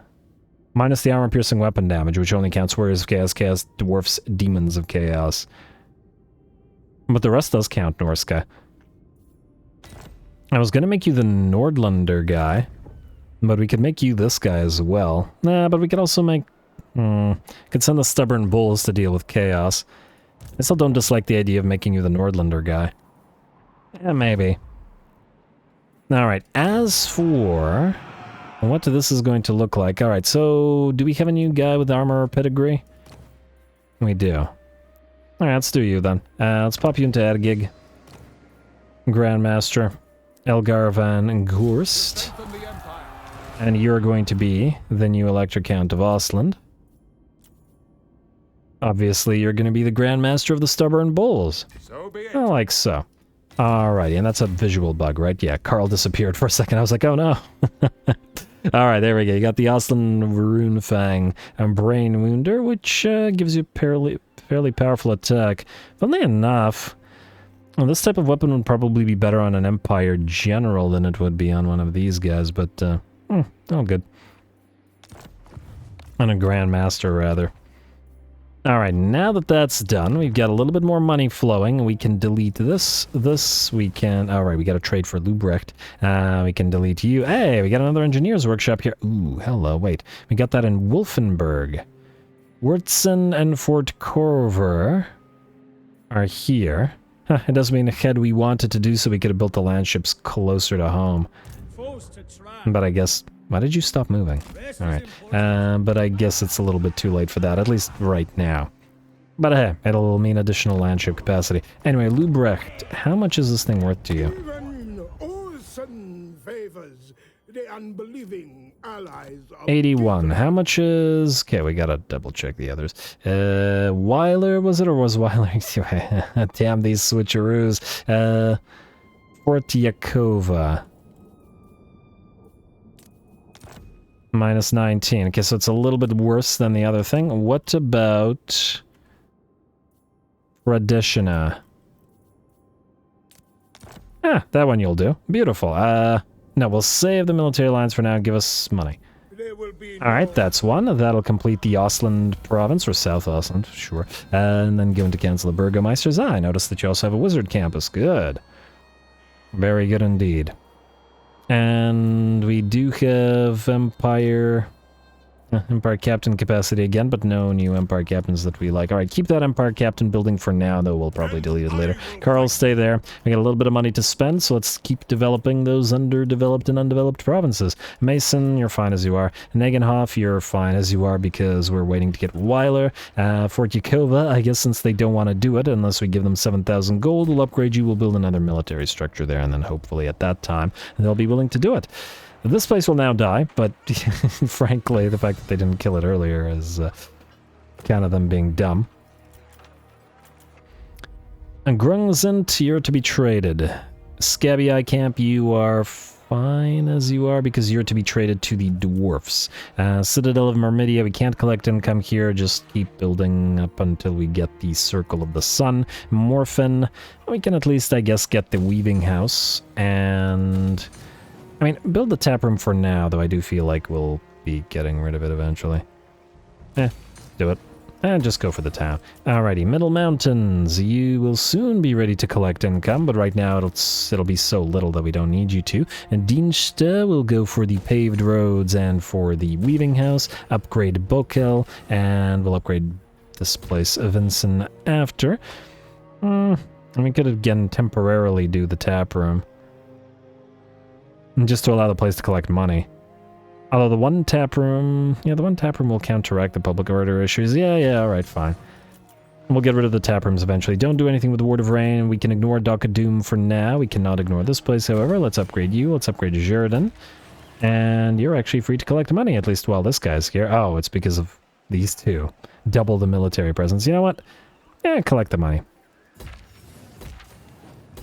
Alright, there we go, at least starting to develop some of these places. Blue Reach, you're in a similar position, livestock pens and clothier, and your public order is rising, which is good, and we're just about out of money in terms of building stuff. Alright, I think we'll save the rest, or hold on to the rest. Skip this, skip Lord not moved, unsigned skill points, building upgrade available, hero not moved. Almir Weber, who the heck are you? Holy Warrior, I didn't get you. Oh, you were probably Confederated. There is power within prayer. I like the idea of the Holy Warriors, although Faith's Bastion is the one that actually doesn't help you, right? It says, it's like a trick. It says ward save area, but it's in reality only ward save for the for this particular hero. Although I don't dislike the idea of having these guys in our, you know, sort of maniac warrior priest armies. Maybe we can even pop you into the Ulrikite army. Move up here. As to whether we'll have room for those, I'm not so sure. We should probably have some Empire Captains for the Wolfkin to actually get a little bit of armor. Although, even if we get 2, that'll put them up to 30 armor, which is still gonna be kind of iffy as to whether it's enough. You know, I'll think about it. Any other heroes not moved? No. Okay, I think we're good. Alright, skip, including the damaged buildings, and then turn.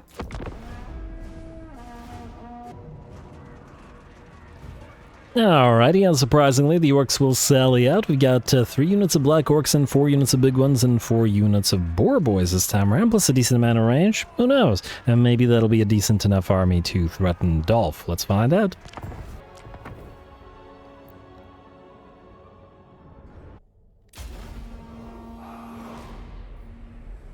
Lady Verena has granted me the wisdom to craft the finest instruments of war, and Sigmar gives us the courage to fell our foes with them. Alrighty, here we go. I'm with Dolph on this one. These are some damn fine instruments of war, and, well, full respect to the orcs for attempting this, but I don't think that they have a chance, whatever the auto-resolve may say. We're gonna get a nice burning head through the army of the enemy, specifically through the range elements, which are so threatening to us, while we begin our running and gunning motions. Firstborn Raiders did take a few volleys from the enemy range by virtue of the fact that we had to keep them there to keep the enemy standing still so we could get that burning head, but now that it's done, we continue to move back up and fire. Alright, does look like some of the boar boys might reach us over on this flank, although they are down to about half of their HP and in bad shape. Just gotta make sure that we don't stop too long. Come on, Northern Mariners, there we go. Keep on moving, and it looks like that Orc Boar Boy unit is going to attempt to cycle charge. Of course, Dolph is in the center of everything, annoying everybody he can with his tank. Also, we got the Noble Sons Abroad here now. The Noble Sons Abroad, they are technically Pistoliers, but they effectively function like a unit of Outriders instead. Instead of suppression, they have a stagger shot, but they have a range equivalent to Outriders instead of Pistoliers, which makes them a very strong unit, because unlike Outriders, they can still fire in all directions. It's a pretty devastatingly strong light cavalry unit. I'm actually surprised that they're tier 2. I feel like Noble Sons Abroad in particular should be tier 3 because, again, super high range Pistoliers is a very nasty combination. Pistoliers are already a very good unit of light cav even without that. Anyway, the enemy's main line is having a pretty bad time of it. Frankly, their flanks are having a pretty bad time of it as well. They try to charge the Pistoliers, they can't catch them. They try to charge the main line, the Pistoliers fire into their flanks. And of course, all the while, grenades and handgun fire from the Outriders and from the units of war wagons continue dropping down amongst them.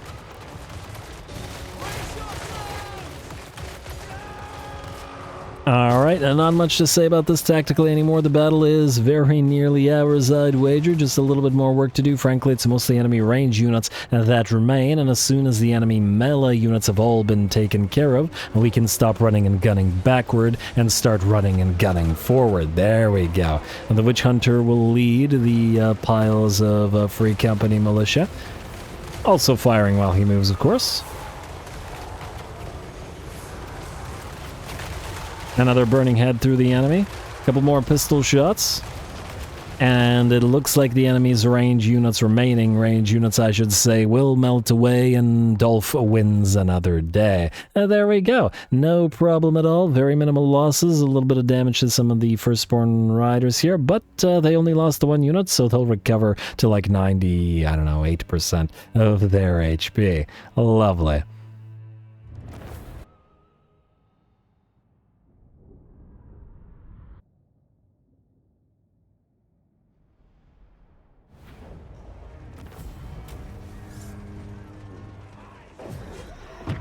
Alrighty, there we go. 6 losses, certainly not a valiant defeat or whatever the auto-resolve was saying about Dolph. And he'll level up to level 37, getting close to rank 50. Man, watch him out-level Karl. Hopefully not. Karl's at 40, so just gotta maybe not spend too many turns sitting there waiting for Razak to return, but anyway, lots of damage on everybody, I'm sure. Hovering between 10 and 15,000 damage on the Nordland Mariners, 13 to 20 on the war wagons, 35 and 32 on the Welcomers. Noble Sons Abroad, 18k and 14k compared to 18k and 10k on the regular Pistoliers. Both doing roughly the same, with the Firstborn Riders doing better than all of them, including the regular and the Elector Counts Pistoliers. Once again, my superstition about having a name on a unit continues. Otherwise, Stirland's Revenge, 26,000 damage, always more. And it's unsurprising because the Nordland's Mariners, even though they hit much harder, are also shorter range than, well, either Stirland's Revenge or regular Free Company militia. So it does make sense. Anyway, we will... I mean, there's no real need to heal up for this. Let's take the 3.3k. More trouble than they're worth.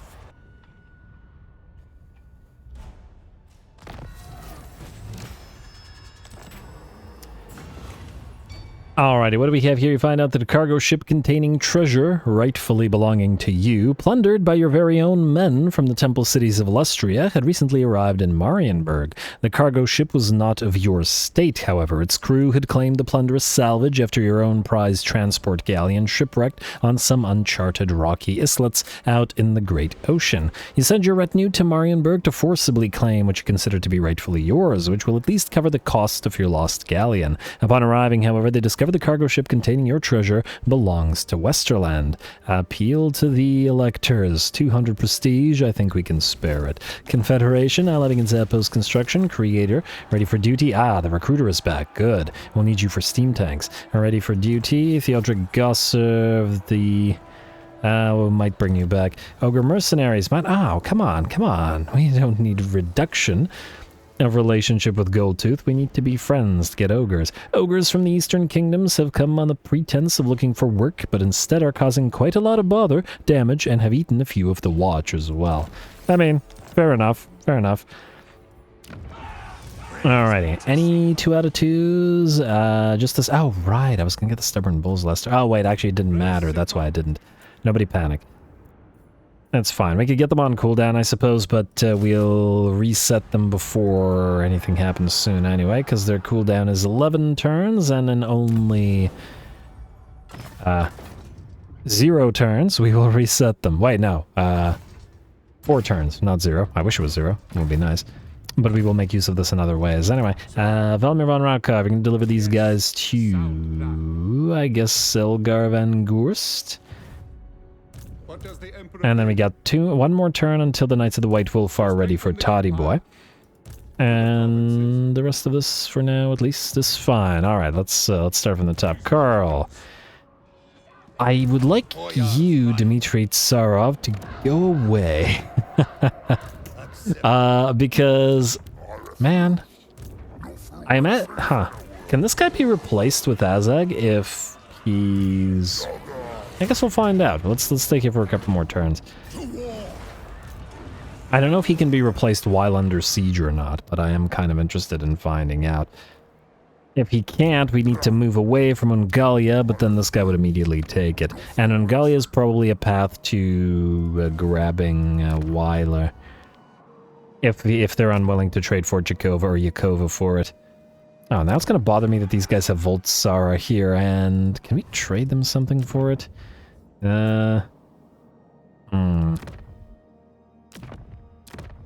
Maybe. Oh, and they also have a little piece of Eastern Oblast, which is currently owned by and large by the Arison Revivalists. Okay, well, I'm going to ignore that for now because it bothers me. But anyway, Gustav Tintler, you are going southward. But let's get back to doing things in order. Dolph, you can now capture Karakungor. And resolve. I guess sack it and then capture. Not much stack value, admittedly, but while you're here, may as well get us some cash. And then we will transfer it back to the dwarfs once they're ready to move up here. Don't collect the income, and... Okay, I'm not going to repair it for them, though. That is fairly close, though. We just need to take the Karakrasiak and whatever is here, Nashrak Slayer, and then we can transfer it to them. We really don't want these guys getting overrun and destroyed. You are, or should not be here. True servant of Sigmar. Kill that. Auto-resolve. And, hey, another Dragonfire handgun. Good, very good. And then take the money. Alright, then I guess sit in Sheridan for now. I don't have any better place to send you as yet. That will change eventually, but only when we give you a proper army, and that is not yet the time. We do need to keep an eye on these little ratlings. I do wish I had kept an eye on how many turns we needed to wait to actually declare war on them. Maybe we're closing in on 10 turns. I'm not sure. Oh well. And, okay, these guys are still annoying up here. We'll still need to deal with them. That hasn't changed. But it is what it is. Alrighty, do we want to go for the rebels, or do we want to wipe out Clan Ferric immediately? I feel like maybe we go for Ferric by going after Black Falls and going after Karadromar at the same time. Oh! They're probably running away because they know they'd die here, wouldn't they? Auto-resolve, I guess? And occupy, I guess. Just occupy. I don't know if that was the edge of our range. Ooh, another asp bow. Beautiful. I wanted another one of these specifically for... okay, don't waste money repairing. Von Kessel. Your guy. One has an asp bow. The other two have the... there we go. The other two have the banishment, and now all your witch hunters have a contact effect. Isn't it lovely? I think here we want to delete. No, it doesn't look like it. I mean, the power stones are... I mean, they're okay. We do have better options. You know, hold on to them for now. Depends. Ooh, one more turn until we can start pumping out wizards. Good. I think we'll be able to essentially get them up and running at rank like 20 immediately, which will be pretty solid. What do we have here? Oh, some decent defenses, and I take it this is going to be a minor settlement fight. Eh? Oh wow, that's a lot of Mangler squigs. There's a concerning number of Mangler squigs. And these guys have tons of range units as well. I can't deal with all the chaos corruption though, at least not easily. And we probably don't want to fight both of these armies at the same time, mostly because the Mangler squigs take a bit to bring down, and they'll get in the way of us killing the range units.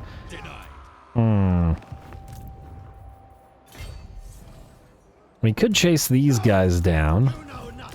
Probably shouldn't ignore the territory, also don't collect income there. I assume we can't trade it immediately to Boris. There's Settlement's Altar of the Crimson Harvest.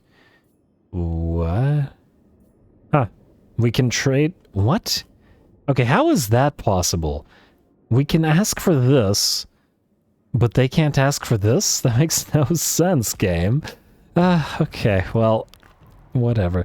Maybe we better go this way first. I know that these guys have armies here, but if we grab this, we'll be able to transfer this, but if we can't, then these guys will just take it back, and I don't like that either.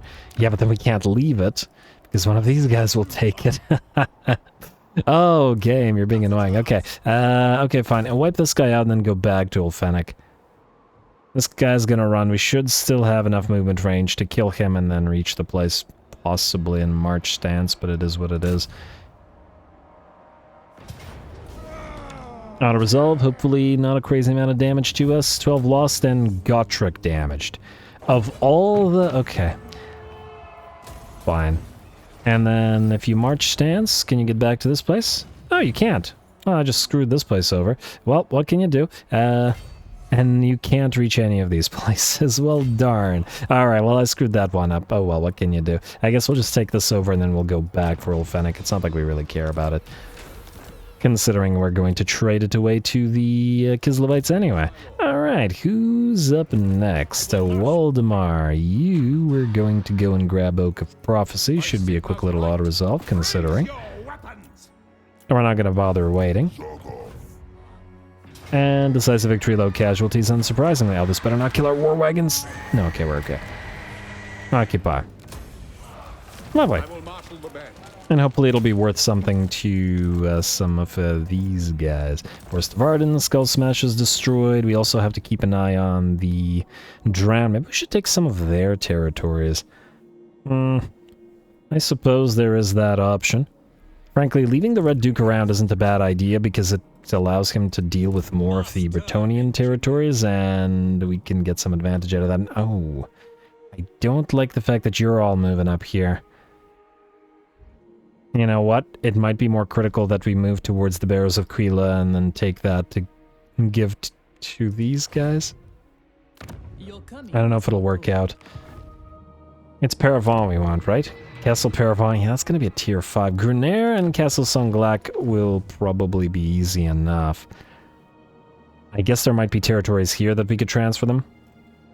Can you reach Castle Aquitaine? That'll probably be worth a lot more than Chateau de Paix. Chateau de Paix, is that House of the Sword? Nice name, I like it. It would be a free occupy, but we can't hold it because we can't stay here, but we could proceed to Aquitaine and then try to go up into the mountains after. Yeah, it does look like these guys are all trying to rush this place to retake it, though. We won't be able to reach it in 2 turns anyway. Though I guess the question is, will they be able to reach into? Yeah, they can move pretty far. Alright, screw it then. We'll grab Chateau de Paix. You're currently at war with Carcassonne, and how much money will you give us for this? Broken Axe, 4.7, 2k. Yeah, sure, why not? If you desire it. And we'll just have to figure out where exactly Grom the Paunch is. Alright, you grab Chateau de Paix and then move on to Castle Aquitaine. Occupy, I really don't understand why these guys didn't grab it for themselves, but it's alright. We'll just trade it right back to them for hopefully more cash. And, I don't see Grommy. But that's his problem. What does the Emperor bid? It's actually our problem, but whatever. I guess, Von Blutten, we can have you grab Migdal von Galbarak and frankly maybe fight these orcs. Certainly an option. Alright, let's move you down there then. I'm still a little bit concerned about the changeling, but I guess not much we could do about it right now. Oh, you have a construction cost reduction trait. I guess I probably could have put that to use. You can't reach Munzig in one round, can you? I don't think you can. Alright, so you go hit Carrick Dromar. And I assume that Trab Cankerd can't deal with you in one turn. Elspeth should be a quick little auto-resolve for you as well. And Occupy. Lovely. Ow, I should have sacked that. Oh, too late. Go for Host Festag since this is all going to be traded away, though I don't dislike the iron, and the fact that we got the iron might mean that we're able to get a new trade agreement going. 0 territories. Alright, I just want to double check the trade agreements. Frankly, wait, did we even do Diplo this turn? I don't know. Yes, okay, this gives us new trade agreements, including with some Wood Elves, which I do want to do. Let's do Modron, I guess? Wait, are Tirasith? No, I was hoping that they'd give us military access, but it looks like no dice. Oh well, let's do Modron. The woods of Athelloren welcome. Like so. Probably it'll only be the one, because we didn't get a lot of additional trade goods. Anmir is still relatively close. Are they willing to do any kind of agreements? Why do you seek the whole The 8,000, I know it'll pay for itself eventually, but 8,000's a little bit much. Nagaroth, Pig Barter. Oh, you're a Southern Realms faction. Oh, that's neat. Greetings, stranger.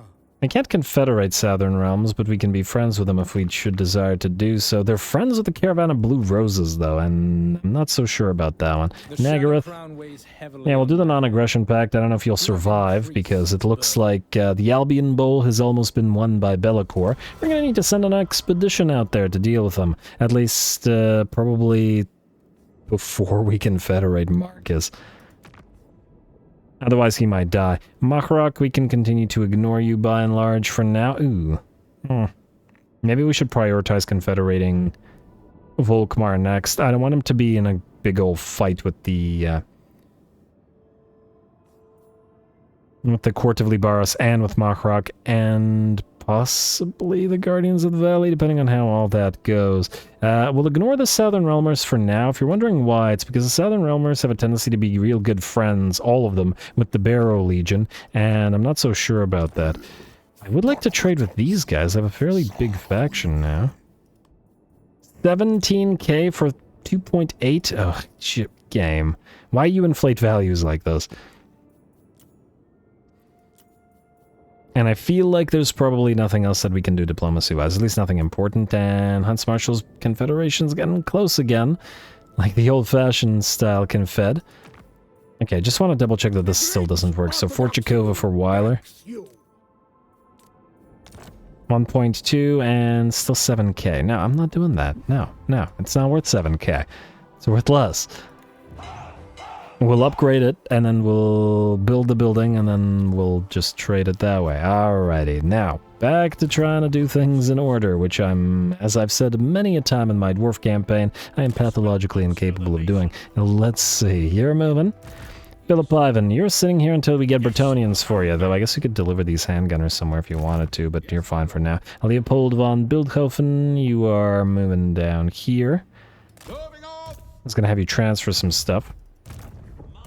But just keep on going. Recruiter Albrecht, you're fine. Ooh, just want to double check on the Master Engineers, though. Yeah, still not the ones I want for this army. But it's not a big deal. I'm just checking everybody else around, but I think you're all also good. All right. Wolfric Ergiger, you... I guess you're going to either Altdorf or Altestad / Nuln. What the heck is this? Can you kill this? Why are you running away from that? Go kill it. Good lord. Why does... Please, why do we have to do everything ourselves? Alrighty. You, go down there and deliver those. Marius Leitdorf, you are... I mean, probably wanting to shadow the rats, so go to Eschen for now. I have to deal with them, and then I was going to have you deliver this stuff, so go near them at any rate. And I haven't decided whether we're going to pop these guys into that army, so, you know, that's why he's hanging around if you're wondering. Anyway, anybody else? Balthazar Gelt, you will move now to Blackclaw. Hello!